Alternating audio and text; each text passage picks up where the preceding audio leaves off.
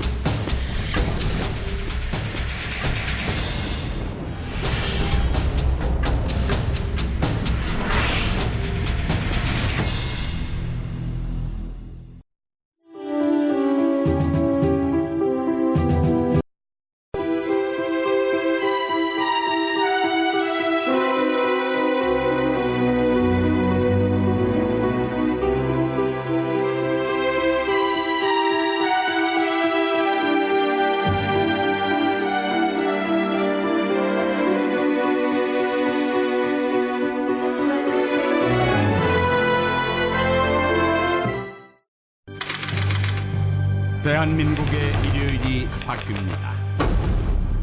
한 주간의 뉴스를 정리하고 다음 주를 내다봅니다. 하나의 이슈를 집중 분석합니다. 지면으로 만나는 일요일의 여인. 일요일 아침에 찾아가는 고품격 신문 중앙 선데이. 중앙일보가 만듭니다.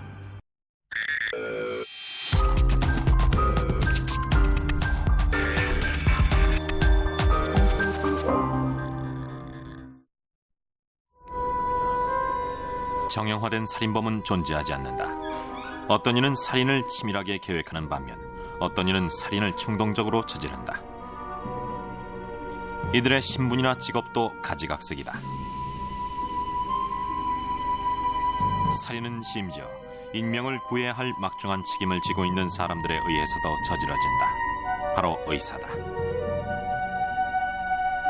1893년 시카고의 한 호텔이 문을 열었다.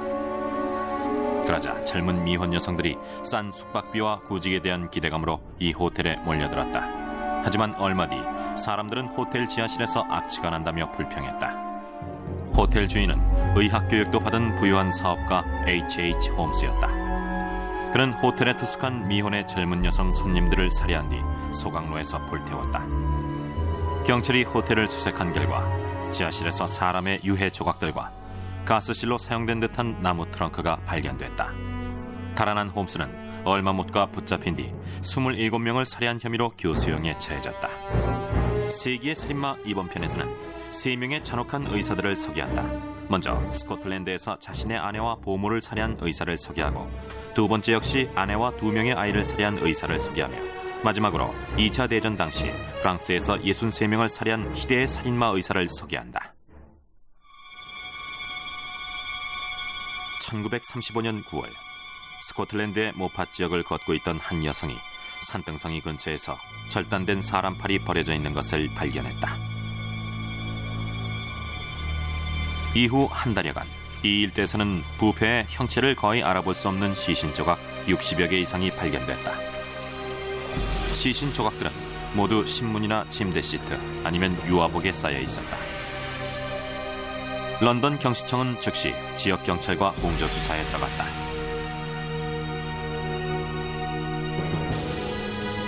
정확한 분석을 위해 시신 조각들은 모두 에든버러 대학 해부학과로 보내졌다. 희생자는 2명의 여성으로 밝혀졌다. 경찰은 이들이 외지에서 살해돼 모팟에 유기된 것으로 결론지었다. 이것은 사체를 쌌던 신문이 썬데이 그래픽지였다는 사실에 근거한 추론이었다. 썬데이 그래픽지는 잉글랜드 북서부의 랭카스터와 모르캄 지역에서만 발행되는 신문이었기 때문이다. 경찰은 곧 얼마 전 랭카스터에서 한 젊은 보모가 실종된 사건과의 연관성을 수사하기 시작했다. 보모의 이름은 20살의 메리 라저슨.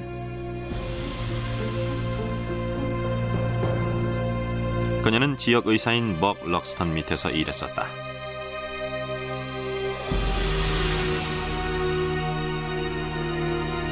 럭스턴의 아내 이사벨라 역시 실종된 상태였다. 경찰이 수사망을 더욱 좁혀갔다. 럭스턴은 1922년 봄베이 대학에서 의학 학위를 취득했다. 그 뒤 그는 선상 의사로 잠시 일한 뒤 에든버러 소재 왕립의과대학에서 연구를 계속했다. 1930년 아내 이사벨라와 랭카스터로 이주한 그는 대저택을 구입하고 얼마 뒤엔 패밀리 닥터로서의 입지도 굳히게 된다. 그러던 1935년 9월 14일 이사벨라가 갑자기 실종됐다. 남편 럭스턴과 심한 말다툼을 벌인 뒤였다. 실종 당일 아침 이사벨라는 여동생과 함께 인근 블랙풀 해변 휴양지로 가기 위해 집을 나섰다. 그날 밤 11시 30분 그녀는 블랙풀을 출발해 집으로 향했다. 다음날 아침 럭스턴은 자신의 환자이면서 가끔씩 집안일도 거들어주는 햄프셔 부인을 찾아갔다. 그리곤 집수리를 위해 준비가 필요하다며 도움을 요청했다.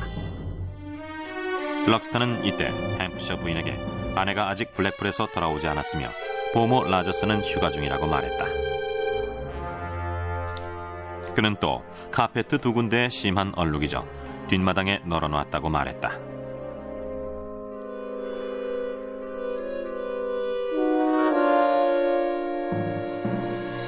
그녀는 카페트에 검붉은 얼룩을 지워보려고 했지만 도무지 지워지지 않았다.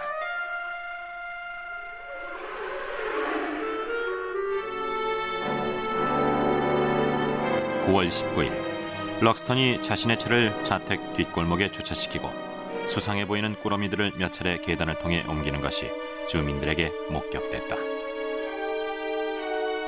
럭스턴을 의심하던 라저슨의 아버지는 그를 찾아가 경찰에 고발하겠다고 으름장을 놨다. 하지만 그는 딸의 토막난 시신이 160km나 떨어진 스코틀랜드의 모팟에서 발견되리라곤 상상도 못했다. 경찰은 럭스턴의 지난 9월 말 행적을 추궁했다. 몇 시간의 신문 끝에 경찰은 럭스턴을 아내 이사벨라와 보모 살해 혐의로 기소했다. 하지만 문제가 있었다. 사체의 주인공을 밝혀야 하는 그리 녹록지 않은 과제가 남아있었던 것. 저명한 법의학자인 글래스고 대학교의 존 글레이스터 교수가 의학 수사에 책임을 맡았다. 그는 범인이 희생자의 신원을 숨기기 위해 일부러 시신을 훼손한 것이라고 판단했다.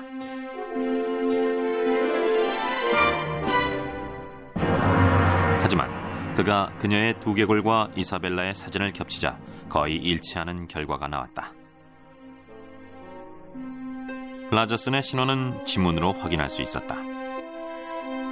피부의 부패는 심각한 수준이었지만 피부 아래 남아있던 지문의 흔적은 그녀가 라저슨이란 사실을 확인하는 데 전혀 부족함이 없었다. 럭스턴의 재판은 1936년 3월 맨체스터 고등법원에서 열렸다. 대중의 이목은 온통 이 재판에 쏠렸다.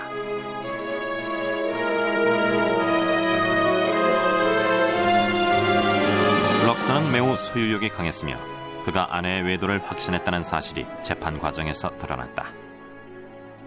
검사는 그가 아내 이사벨라가 블랙풀에서 돌아온 날 밤 질투심에 사로잡혀 범행을 저질렀다고 주장했다. 검사는 또 그의 범행을 목격한 라저슨도 마찬가지로 살해했다고 주장했다.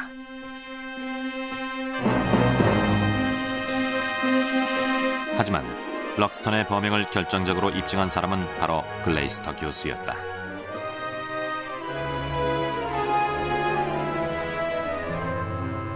럭스턴의 집 모형까지 만들어 그가 정확히 어디에서 어떤 식으로 범행을 저질렀는지 보여준 것이다.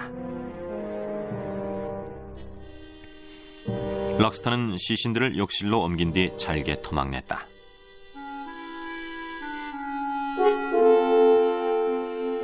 피고인 측 증인은 럭스턴만이 유일했다.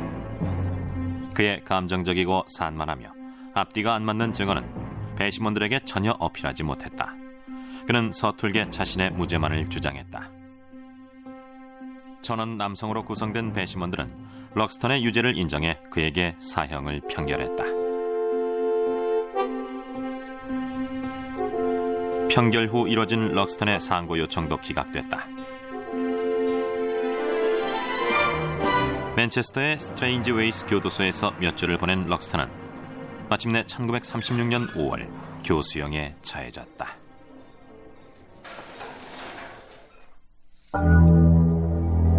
이로부터 34년 뒤 또 다른 의사 하나가 자신의 아내와 두 아이를 살해한 혐의로 기소된다.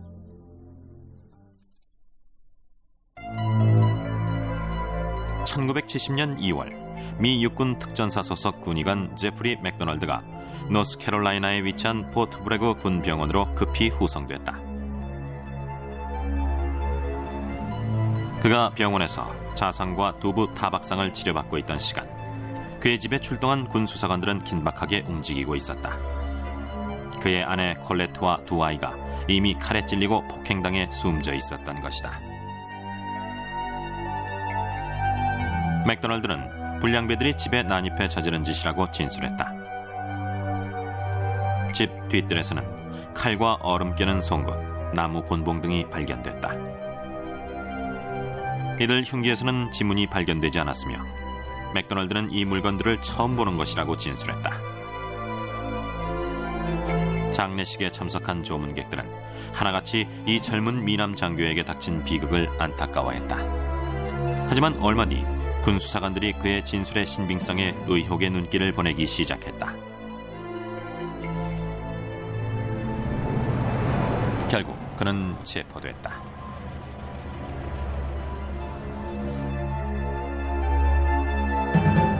거짓말 탐지기 테스트를 거부한 그는 1970년 5월 살인 혐의로 기소됐다.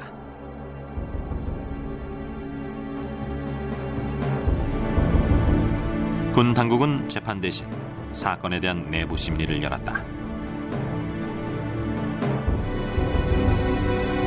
맥도널드는 군 변호사를 거부하고 대신 활기차고 언변이 좋은 민간인 버니 시걸을 선택했다. 시글은 맥도널드가 자신의 가족들을 살해할 하등의 이유가 없다고 역설했다. 그는 또 20명의 군 수사관들이 범행 현장을 심각하게 훼손하는 바람에 지문이나 종문 채취가 불가능하게 됐다고 주장했다. 게다가 군 당국이 맥도널드의 집에 난입한 불량배들을 찾아내려는 의지도 보이지 않는다고 주장했다. 결국 이 사건은 증거 불충분으로 기각됐다. 후에 맥도널드는 군에서 명예제대를 했다. 그리곤 캘리포니아 롱비치의 한 멋진 해변 콘도를 구입해 이주했다. 그는 가끔씩 TV에도 출연해 당시 수사관들의 가혹 행위를 거침없이 비판하기도 했다. 그러는 와중에도 그는 의사활동을 계속해 세인트 메리 메디컬 센터 응급실에서 근무했다. 하지만 맥도널드는 처부모인 밀드레드와 프레디 카삽이 얼마나 집요한 사람들인지 미처 깨닫지 못했다. 그들은 여전히 맥도널드가 자신들의 딸과 두 손자를 살해했다고 확신하고 있었다. 카삽은 군 당국을 설득해 사건 재조사를 이끌어냈고 군 당국은 결국 사건을 민간 법정으로 넘기기로 결정한다. 하지만 대배심이 맥도널드를 기소한 것은 이로부터 한참이나 지난 5년 뒤. 더군다나 3명의 판사로 구성된 패널이 그에게 무혐의 결정을 내려 그는 의사 일을 계속할 수 있었다. 연방 대법원만이 그를 살인 혐의로 재판정에 세울 수 있는 상황이었다. 마침내 사건이 일어나고 9년이 지난 1979년 7월 연방 대법원의 결정으로 그의 재판이 노스캐롤라이나에서 다시 시작됐다. 버니 시갈이 이끄는 변호인단은 맥도널드에게 불리하게 제시된 법의학 증거를 반박하는 데 별다른 노력을 기울이지 않았다. 오로지 그가 자신의 가족들을 그렇게 잔인하게 살해할 이유가 없다는 감정적인 호소에만 의존했다. 검찰 측은 맥도널드가 아내와 심한 말다툼을 벌이던 중 화를 참지 못해 아내를 폭행하고 칼로 찔러 죽였다고 주장했다. 그리고 두 아이마저 살해한 뒤 불량배가 난입해 범행을 저지른 것처럼 위장했다고 주장했다.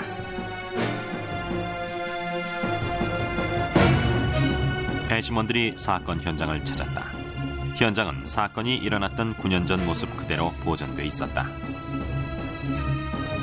상황이 점점 자신에게 불리하게 돌아가고 있었지만 그는 자신이 풀려날 것이라고 확신했다. And I'm innocent of the charges, and I hope they understand that. 하지만 그의 판단은 완전히 빗나갔다. 6시간 반이나 심사숙고했던 배심원들이 그의 유죄를 인정한 것이다. 그는 결국 3번의 연속 종신형을 선고받고 교도소로 직행했다. 물론 보석은 허가되지 않았다.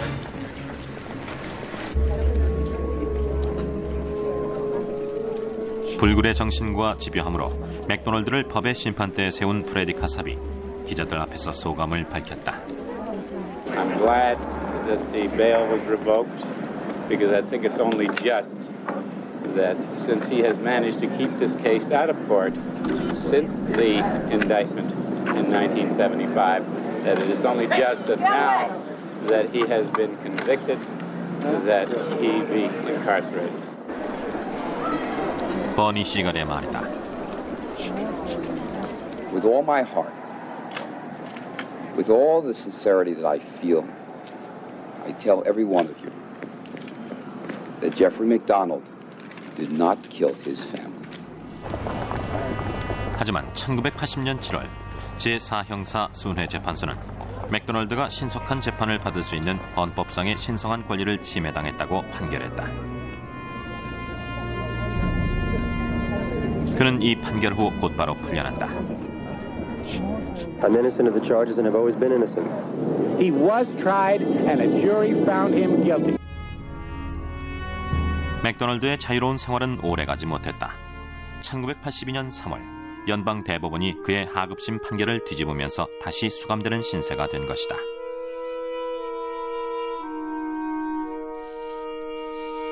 거듭되는 이의 제기에도 불구하고 법원은 그의 보석이나 석방을 결코 허가하지 않았다.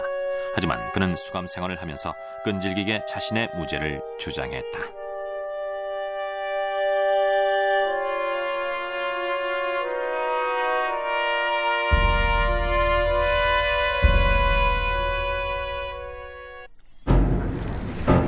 맥도널드 사건이 있기 거의 30년 전 프랑스의 파리에서 일어났던 한 사건을 소개한다.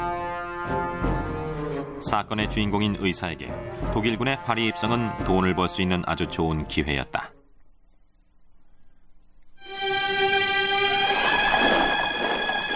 (1940년 6월) 독일군이 보무도 당당하게 파리에 입성했다. 프랑스인들은 이때 탈출이냐 저항이냐 아니면 나치에 협조하느냐의 중대한 선택의 기로에 섰다. 한동안 파리는 공황 상태에 빠졌다. 번화하던 거리는 인적이 뚝 끊겼고 상점들은 모두 문을 닫았다.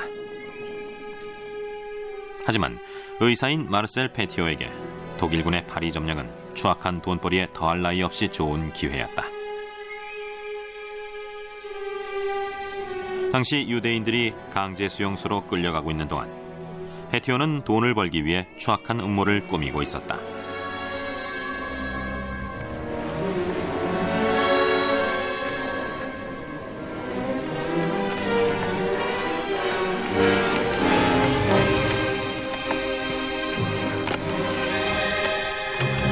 그는 유대인들의 의심을 불식시키기 위해 자신을 레지스탕스라고 거짓을 둘러대는 교활함을 보였다.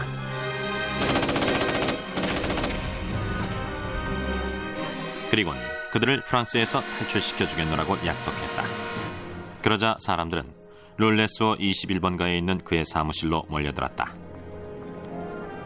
페티오는 그들이 곧 파리를 탈출할 수 있을 거라며 안심시키고 그 대가로 돈이나 보석 같은 귀중품들을 받았다.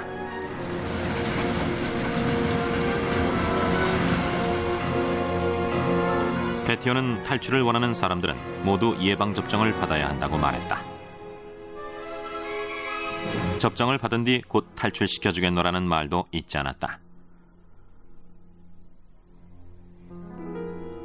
치명적인 주사를 맞은 것도 모른 채 탈출 예정자들은 그에게 이끌려 작은 방으로 안내됐다. 그리고 그가 문에 난 작은 구멍으로 지켜보는 가운데 서서히 죽어갔다. 사망자들은 안뜰의 석회 구덩이에 묻히거나 토막난 뒤 불태워졌다.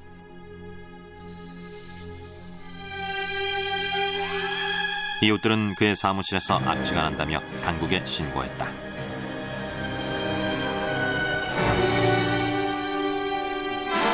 파리 경찰과 소방당국이 마침내 악취의 원인을 밝혀냈다.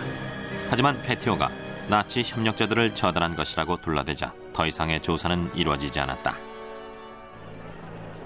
1944년 8월, 파리가 결국 연합군에 의해 해방됐다. 이즈음 페티오는 자신의 과거를 숨기기 위해 진짜 레지스탕스로 탈바꿈해 있었다. 하지만 당국의 조사가 재개되면서 그의 끔찍한 집단살해 사실이 드러났다. 1946년 3월, 그의 재판이 파리 법무궁에서 열렸다. 시민들은 그의 모습을 보기 위해 매일같이 법원에 구름같이 몰려들었다.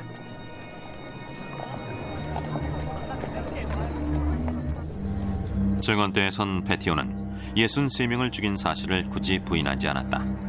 그는 그들이 프랑스의 적이었으며 그들을 처단하는 것이 애국 프랑스인이자 진정한 레지스탕스인 자신의 의무였다고 주장했다. 그리고 덧붙여 자신이 많은 사람들을 안전하게 탈출시켰다고 주장했다.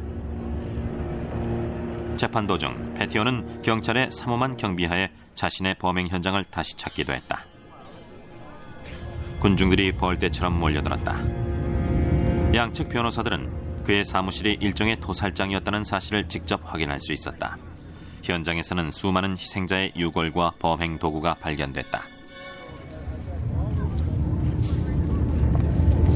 그러자 페티오가 모든 걸 털어놓았다.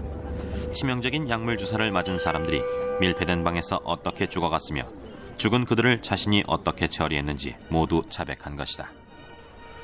사람들은 그의 끔찍한 범행에 혀를 내둘렀다. 기소된 대로 유죄가 확정된 페티오는 1946년 5월 마침내 단두대의 이슬로 사라졌다.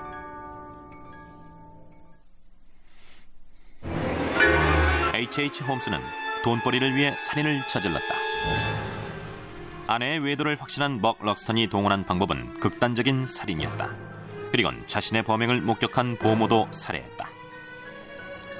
아내와 두 아이를 살해한 제프리 맥도널드는 자신의 범행을 불량배의 소행으로 몰아붙였다.